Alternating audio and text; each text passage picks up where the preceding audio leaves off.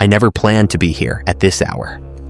I used to laugh at people who believed in stories online, but I kept reading them anyway. Every story had the same pattern: silence, missing time, something behind you. I started noticing something else. Something didn't feel right. So I wrote everything down. It always looked the same. So I decided to find it. I left before I could stop myself. The road felt too long. Then I saw the forest. No sound, no wind, only silence. I set everything down. It already felt wrong, but it still worked. I burned something important, and I didn't stop. Then I said the words.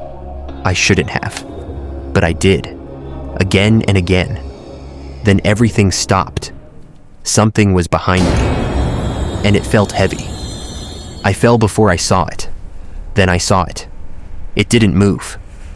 The fire stopped moving like it forgot how to burn. I felt something standing behind me. It was already there. It was farther a second ago. It didn't walk, but it got closer anyway. That's when I ran. I looked back once. It was never chasing me. It was already where I was going. I couldn't move for a long time. I didn't know if it was gone, but I left anyway. I thought I was safe, but it followed me home. 3 taps. Always 3. I stopped looking outside, but I started checking cameras. Nothing was there. And I saw Slender Man. At least that's what I thought. That night felt longer than the others. Then I remembered the camera I left behind. So I went back. In daylight, it looked worse. The trees weren't normal. They were pointing at something.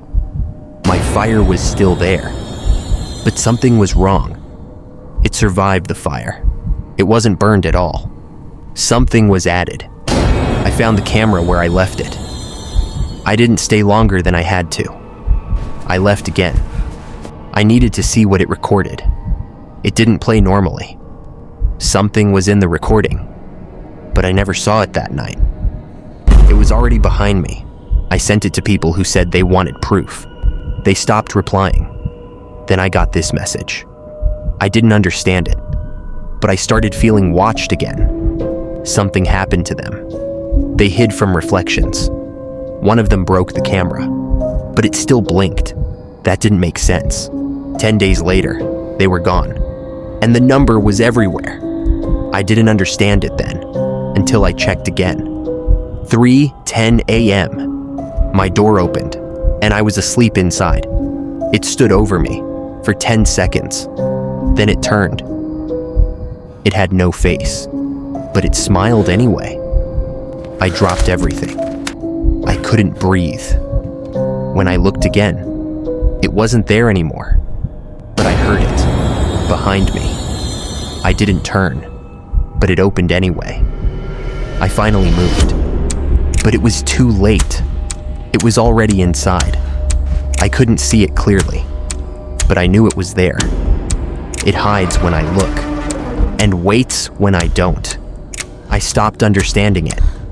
Then I stopped moving, and it was still there. I think it noticed me. It doesn't need to move fast. It just gets closer when I don't look, and I stopped looking. That was my mistake, because it came in. I didn't hear it, but I felt it, right there. And it didn't need to show itself anymore because it knew it already had me dead.